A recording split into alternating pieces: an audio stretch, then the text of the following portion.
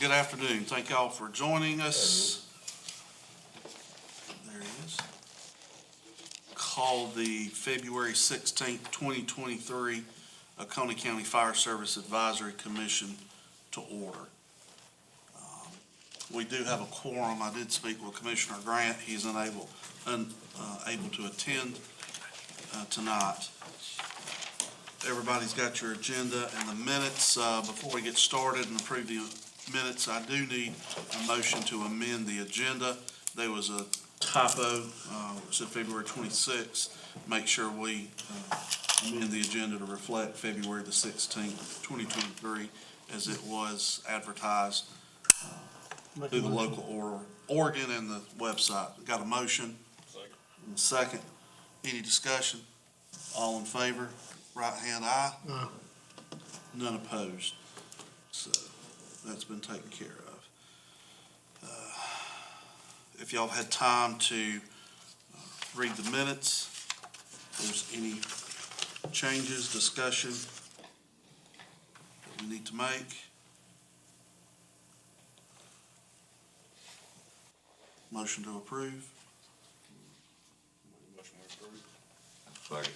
Motion and a second. Any more discussion? There's none. All those in favor, right hand aye. Opposed? There is none. Minutes are approved as written. Next on the agenda, Radio Communication Committee report. Mr. Zahn. We have not had a meeting. Okay. Director Crine. Okay, first thing, discussion on the physicals.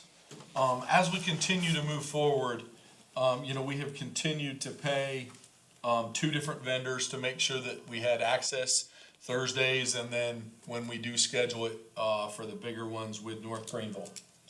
I want to iterate very, very clearly that a fire physical must have an arduous stress EKG physical with it.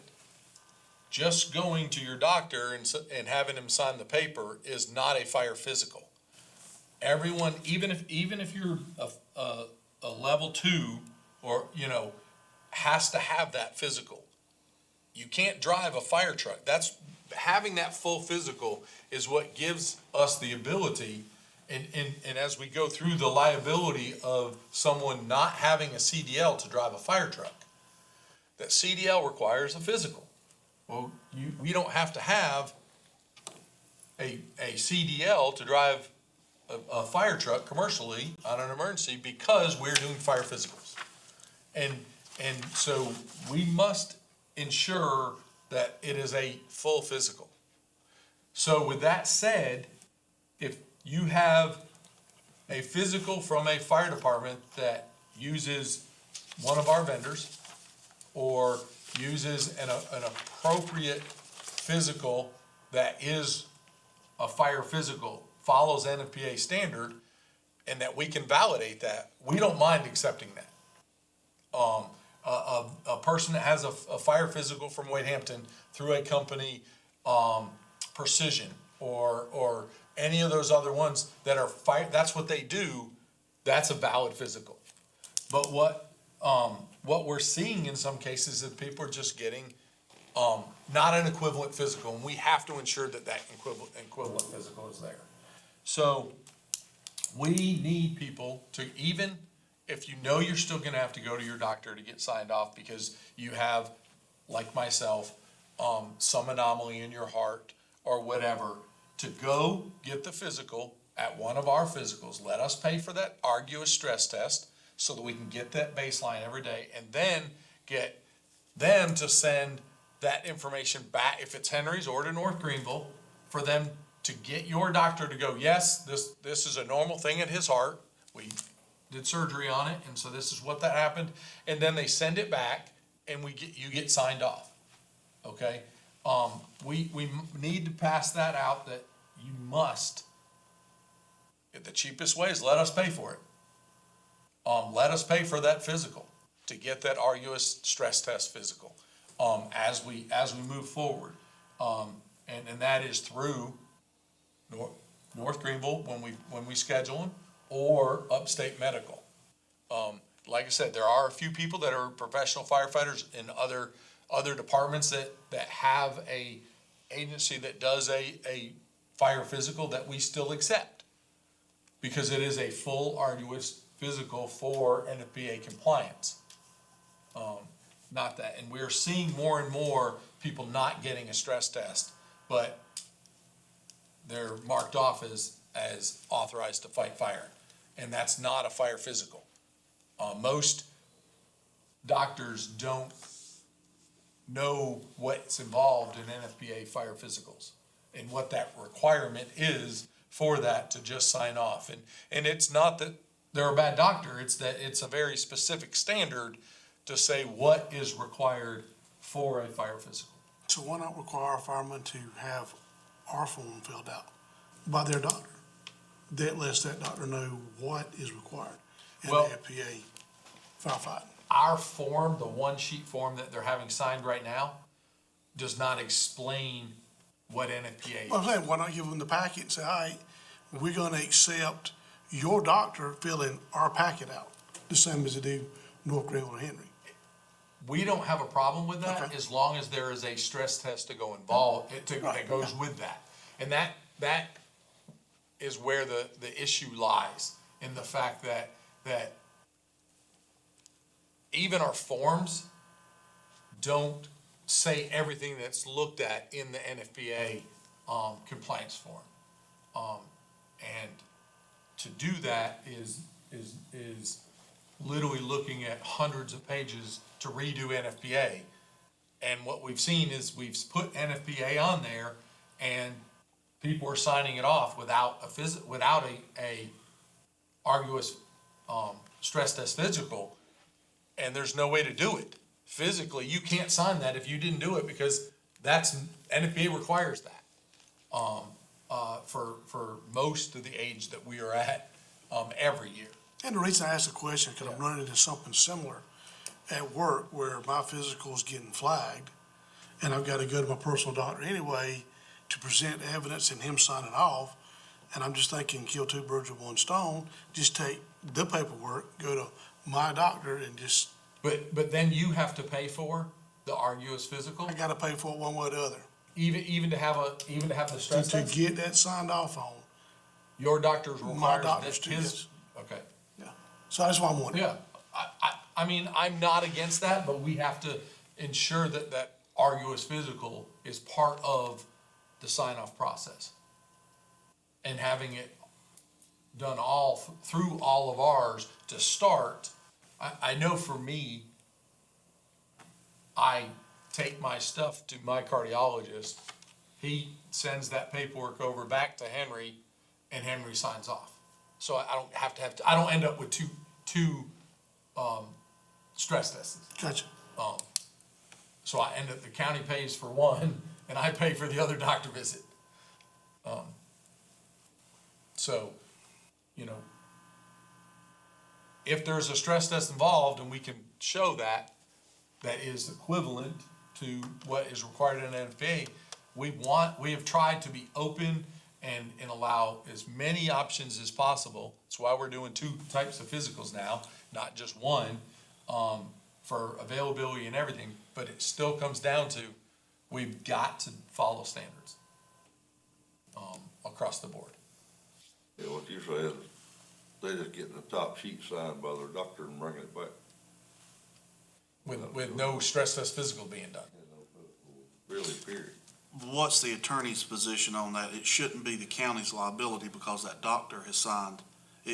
That liability should reside on the doctor that signed that form, correct? For him, but for driving the fire truck, for our equipment, if we kill someone else, it is the county's responsibility. If something happens to him and we did not ensure that he is Okay. physically fit, because it's our apparatus, it's our workman's comp, all of that, it is still our responsibility. Yes, the death, if something was to happen or a cardiac arrest, even those, we're still liable, for, that they didn't have a stress test. And that's the biggest piece of it, is we're allowing you to drive an apparatus that you were supposed to have a fire physical for to drive when you don't really have a fire physical.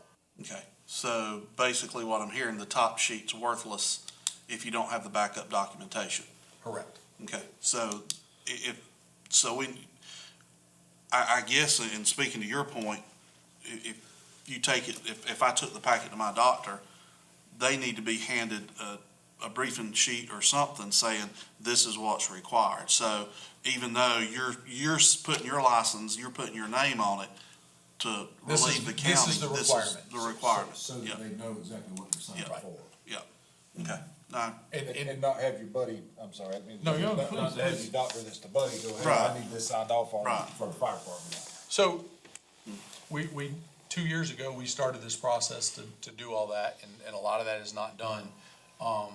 And right now, the easiest is we already have it established to get the stress test physical two different places, many different times, to make sure we fulfill that. And on a case-by-case basis, we can look at what is provided. If someone has an alternative, you already get the stress test from someone else, that kind of stuff. I don't mind if there's an NFPA stress test involved. It is the fact that I have asked people about it going, this one doesn't quite look the same, and it wasn't. There was no stress test involved, how many are we talking about? very few. Okay.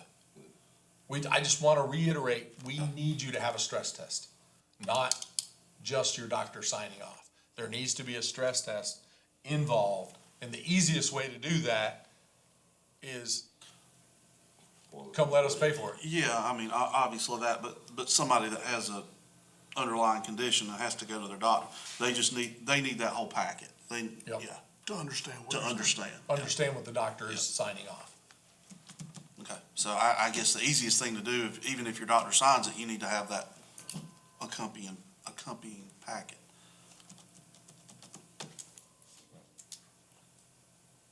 How many, and this may not be the right time, if it is, you will stop and go there. How many different types, what's the question I'm trying to ask? Levels, there's a level 1 and a level 2, and what's the classifications of the We physical? used to have 4. Okay, 4 is you're not allowed to do anything, okay, but you had your physical. 3, you were allowed to, technically it was designed to, like, first responders, medical personnel that are driving small cars and nothing that requires CDL and everything. But the paperwork just said driver operator. And there are a lot of people, because they didn't do a stress test. But we are not identifying those people on scene at all. So we were finding and had workman's comp claims that a level 3 who was not supposed to be doing anything was operating inside, not inside a fire, but doing firefighting activity on a scene. And so we went to, everyone has a physical, a full physical, and so there's only level 1, level 2, interior or exterior, firefighting. But everybody gets that stress test, because when those tones go off, of up to 40% increase in your heart rate. That's why you do a stress test. It doesn't matter if that tone is for a lift assist, or if it's for a fire, or if it's for, yes, it gets up more, but the studies show that the heart attack isn't usually the fire. It's So- the day-to-day activity. if we have them still getting 4s, what does that mean for us? If they're not allowed to do anything. If they're basically a level 4 is nothing. But does our form even have 4 anymore? It's just 1 and 2 now, right? Well, the form itself, we are trying to get all of them, it still has all of those on there to be checked off. And that is going to change to where it only has the 2 levels. You're either interior, which allows you to put an air pack in, or you're a level 2, which means you're driver operator, because you've had a stress test physical, you can, and you can, operate outside. But we all know that really, a lot of times, there's still smoke there, there's those kind of things, for a physical.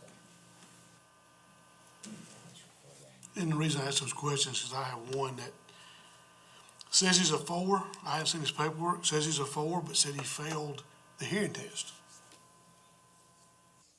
So my question But he was can go to to his doctor. and get the audiologist test and bring it back to whom? Who's gonna sign off on it if it's good at that point?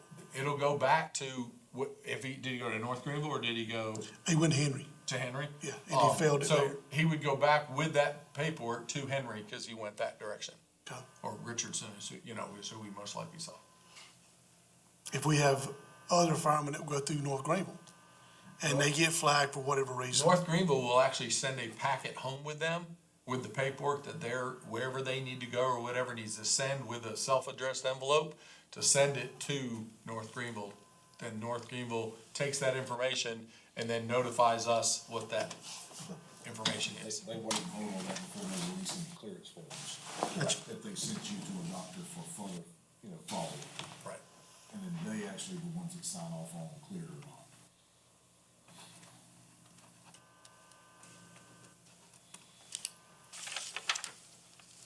So did I hear you say that the county will supply a packet explaining what the fire physical is for those doctors who We are will, outside? we will start to put that, we will get that put together, but it's not, understand the NFPA piece of that is almost half an inch thick of paperwork. you've kinda already got it in place. Just give them the packet that everybody else fills out. And they've got everything. And then there's a couple other requirements, like a stress test physical. You can fill out the Right. packet and not do a stress test physical. So to go with all that has to have, But I think that, like what Brandon was saying, the doctors need to understand. Exactly, that's what Firefighters I'm saying. do what the job function is before they can sign off. That's my point. If you take the packet that everybody, the majority, you said fills out to whatever doctor you go to, requiring this to show what everybody else is doing to meet the standards. Now, the other option is like the hearing example, everybody goes to either, Upstate or North Greenville, and if you don't have something that's not right and they send you to your doctor, that comes back to them for clearance on what level, and then your doctor ain't having to sign, they're just having to look at what specific reason, like the hearing, you got sent to have checked. And that doctor's only taking that liability of the hearings within range. Right, right. And then not sign off on the whole NFPA stuff. And that puts it back on Upstate and or North Greenville.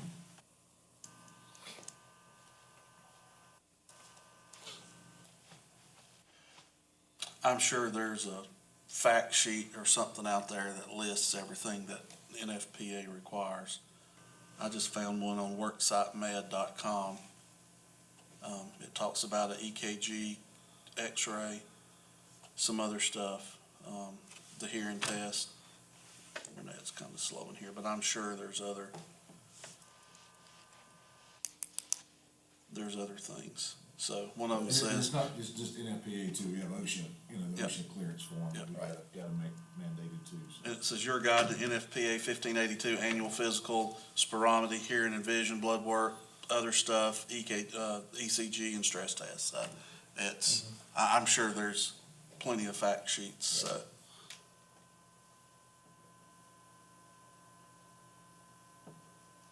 And that might alleviate stapling the entire thing and give them a link or something, so. okay. Second thing is had a couple of questions from people, and we talked about it a long time, Battle Fire Station, and why it hasn't been moving forward. We are sitting ready to go. Everything is sitting ready. We had to lower the natural gas line. We have to lower the AT&T line that is there, all of which are, natural gas is done, the AT&T is in their books to schedule and lower. And we are presently waiting on one signature literally for the DHEC to actually get the clearing permit pushed through. So we get permission from the church to actually load assets through the back, so we don't come through the front yet, if we get the permit prior to the AT&T being lowered. So those things are kind of holding us up as we move forward, but product material has already been ordered. So any of the lag time, the 6-week lag time on the block and some other stuff, we're shrinking that time too, so it'll be actually able to, we won't have to wait on that. We've already ordered it, made sure it was, in production and all that prior to us, while we're waiting to get the other permits. So, I just know a couple people have asked me about why nothing's been done, even though it went through councils 2 months ago almost.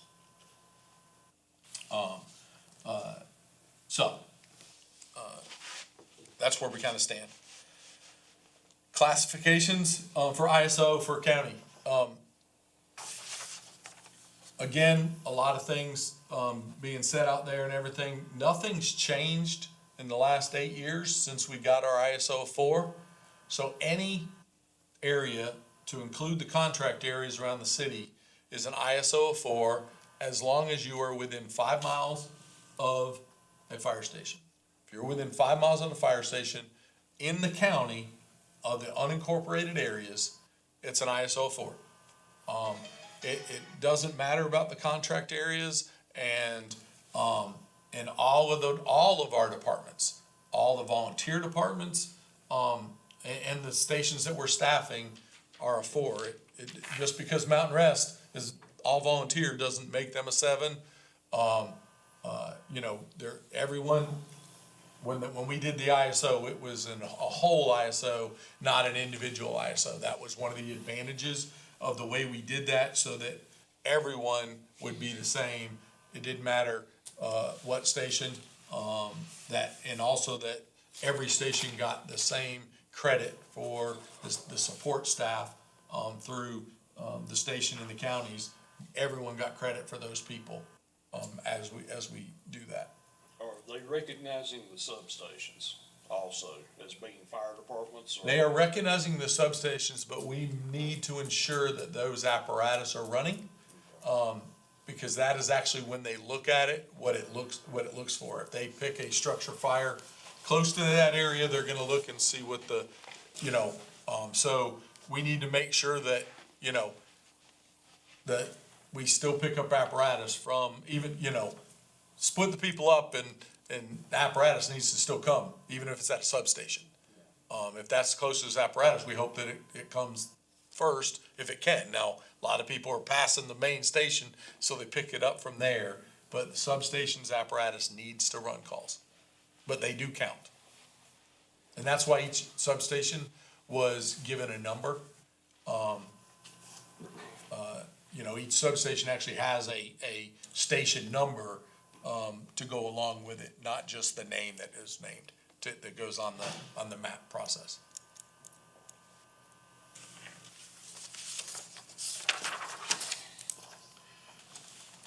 Couple months ago, I went through this. We've recently had a few complaints and clarifications, discussion on the lights and siren response. Everyone is a big billboard, and we need to make sure that even if you are in a privately owned vehicle, you still follow the lighting and the sound policy. Just flashers do not meet the emergency vehicle lighting policy. Gives responders no right to pass, no right to go through stop signs, not to stop, if you're not appropriately lit. So please, we do have a form for you to look at for your members, if you need it. We ask that the member's insurance knows that they're running, using their POV as an emergency vehicle. Because a lot of times, if you're using the general, the cheapest insurance you can get out there, they won't cover emergency response. And there's some exceptions in there. We want to make sure that if something happens, someone is covered with that.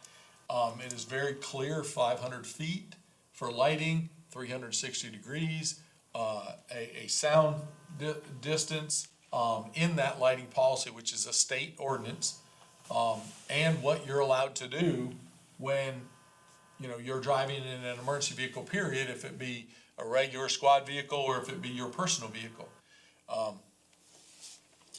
If a member chooses not to and their chief allows it, their chief, the chief that allowed it is liable if something happens. Because they allowed them to break the rules of the emergency vehicle operation. So we need to make sure that we protect, number one, chiefs, you need to protect yourself. Number two, we need to protect our membership so that we don't fall into a loophole if somebody's car, especially with the insurance, gets hit on the side of the road, on the way there gets hit, and they find a loophole saying, shouldn't have been there. It wasn't lit appropriately. And then going back to the billboard, citizens don't understand it always either. And so they call in complaints to the sheriff's office or other people, and they are not listening to the radio. All they have is somebody driving erratically. And then they do some investigation, come to find out it was a volunteer, but they didn't see true flashers or a siren, and so it leads to questions that we end up fielding frequently, that can be solved by following the regulation. So just want to remind everyone again, please push it out there. Please, if your department, I know some departments don't, if your department continues to allow that, just please have them follow the rules, and the regulation for that. And sir, that's all I have. Chief Smith. So, last month I meant to, have this for you too. I guess it was a year and a half ago, the commission voted to, approve a helmet policy.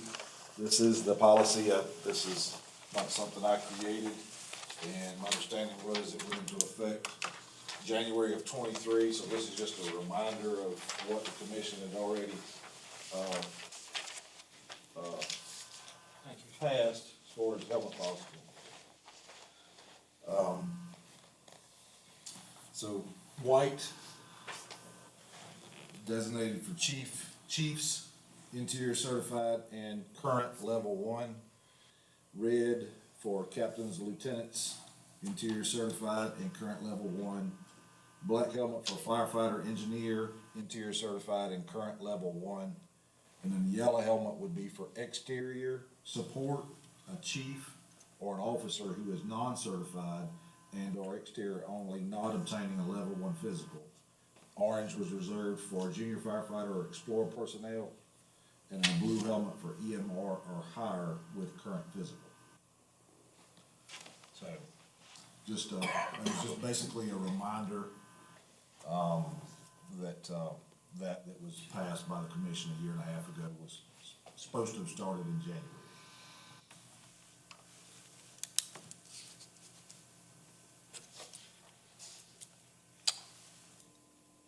Any? All right. We'll move on to commissioner updates, Region 1.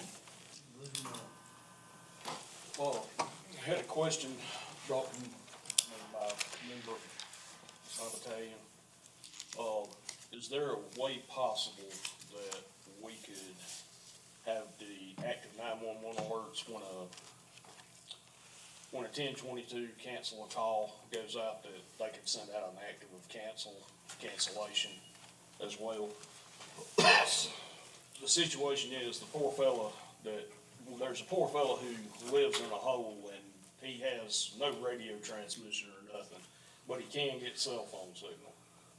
And it would assist him, and it might also assist in cutting down on a lot of radio traffic if we, maybe something to think about in the future of putting out a cancellation on active. We can look at active and see if that'll automatically do it, because dispatch actually doesn't set off active. Okay. When they set the tones off, it's tied to active, that a call was generated for that call. So they may be able to, when they generate. the So call. like if you see special rescue and dive, it's because Steve or someone goes in from that call and says, we're canceling the call. That's not coming out of dispatch. Okay. A member is putting it back on active. Now, we can look and see. I was gonna say, And that if I'm might not mistaken, there was a portion of Active 911 that you could turn on that was continually updating. So as dispatch updated the information, it would continue sending you information on that. I may be wrong, because we got CAD reports and active 911 reports in Lexington, but I was thinking it was something There- active that you could continually get, because it's just gonna keep going off every time they keep Right. adding information. Every time they add, it'll go off 10 times for one call. But if not, then it, we'd have to do some checking, but And I that was, feature might be helpful, maybe not for everybody in the system, but chief officers and certain people. Have him, Information coming through. we'll have to do, I think it's in settings, so you can say automatic update every time, or so, we can look at that, I mean, now that he says that. But we can also look at if they, thing is until they cancel a call, they may cancel responders, but that doesn't mean the call's canceled. Right. Until everyone leaves that scene, that call doesn't get closed in CAD. So when they close it in CAD, there might be a way for active to say, hey, it's no longer an active call. But those members, like you said, are still not gonna get that because they haven't closed the call technically, but they do put that in there, in the narrative. It'll say, so we'll need to look and see if that works. Try to help him out. I don't blame him. I understand not having a service sometimes. Of all places, he can't get a fire, But you can get a phone signal. but he can get a phone signal. And that's pretty much all I got. Okay. Region 2. Only thing I got a fire department and a road department thing, as far as cutting trees out of the road and winching them out of the road. Is there any class for that, or we can get somebody from each station to attend?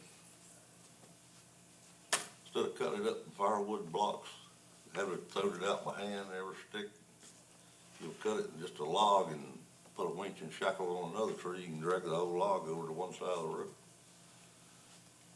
But I don't have a class for that, you might check with Brady, or get with Cal Reed. Maybe we can do something at the road department to kinda help. We can learn one or two guys from each station. Didn't somebody just have a class on that from forestry? Somebody come up there and, Well, and that's actually their Sawyer class, which Okay. allows you to cut on the forestry land, but they actually teach you to cut it up into smaller pieces now with the road department. okay, Well, it's just a lot easier to get up Yeah. off the side of the road if it's one big log and not. Right. And then Twenty little whatever pieces. truck you have, you can cut it that length instead of 20 pieces. I know one of my members has talked about, he knows somebody that can come do it. It's a chainsaw expert, whatever. But he would have no kind of certification to give us, per se. But my question to him was, he got some kind of teaching, some agenda, what you're gonna go over, so we could turn this in to get credit without a certificate, saying these are the topics that were covered. So we at least got something. But That is one of the most dangerous things we do besides drive, and that's touch that chainsaw. Yeah. And in 25 years, I have never seen, other than the Forest Service class that I took. But don't you agree, it's different than That the road? needs, basically, that Forest Service class teaches you how to operate a chainsaw and not cut your leg off. Yeah. But That'd be good as far too. as what Tony's talking about and all that, there's no classes out there that are for small engine operation, chainsaws, K-12 saws, cutting torches, any of that stuff. Might be something worth looking into, having something available for people to be able to go in and do that. Well, I'm just trying to keep the firemen from working themselves to death, Yeah. dragging 150 pieces of brush. You can do it all at one time. Move on, especially storm, snow time, ice time. If they'll put all the vehicles in the county with winches ought to have a shackle and bag strap, like we got on the road department trucks. You can move it all in one pull. It's easy to All you do. gotta do is cut it off both sides of the road and winch the whole log. Instead of working yourself to death, work smarter than harder, but it'll be, like you come down to the road department, it would just be two guys come down, learn how to do it, go back to their station, and on Right. training night, they show the station how to do Okay, we'll bring that up to Brady and see what we can try to put together with Kyle and everybody that, options. That's the only thing I got. Region 3, Austin's not here. He didn't have anything, I clarified it. Region 4, Basically, about the only thing I've got is where we are on our 12 and 13, 21 guy or gal. As far as our 40-hour people, that's, Should have somebody coming now, it's not, Okay. we got a assessment next week. Hopefully 'Cause they'll dailies are fill that showing- positions. I'm sorry? daily, what's it called? Daily dispatch. Daily Yes, dispatch? they're still showing nobody. So if they're coming, So once we're fully staffed, it would be 2.5 days a week. Right. At each station. exactly, So, but until we get that, you may have somebody come by once a week to check trucks, but it should be a pair of them. okay. Right. Just haven't seen anything. That's what's happening. I'll verify that too. Just But asking. we got the 23rd, we're doing an assessment, hopefully we're gonna finish filling all our slots.